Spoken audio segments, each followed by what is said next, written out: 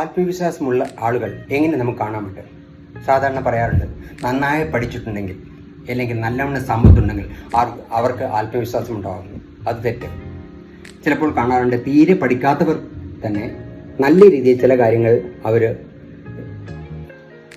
ചെയ്യുന്നത് അല്ലേ, പല സന്ദർഭങ്ങളിൽ അവരുടെ ഇടപെടലുകൾ വളരെ സൂപ്പറായിട്ട് കാണാം.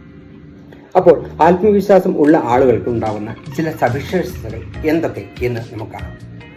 ലിസണിങ് സ്കില്ല് കൂടുതലുള്ള ആളുകളായിരിക്കും പൊതുവെ ആത്മവിശ്വാസമുള്ളവർ. അവർ വളരെ ശ്രദ്ധയോടെ ഒരാൾ കാര്യങ്ങൾ പറയുമ്പോൾ വളരെ ശ്രദ്ധിച്ച് അത് മനസ്സിലാക്കാനുള്ള ഒരു സ്കില്ലുള്ള വ്യക്തികളായിരിക്കും അവർ. പിന്നെ ദേ ആർ നോട്ട് അറഗൻ.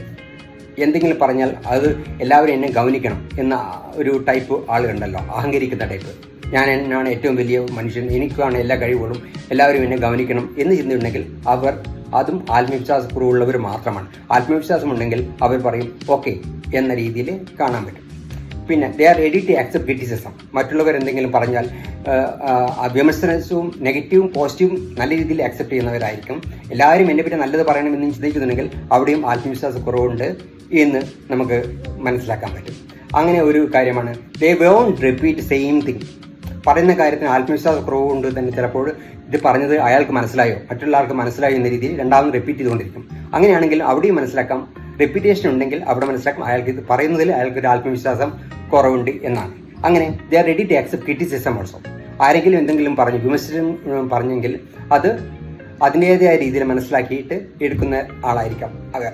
അപ്പോൾ they are not arrogant, they have listening skill, they are ready to accept criticism. അങ്ങനെ നെവർ ടോക്ക് ഈ same thing each every time അല്ലേ.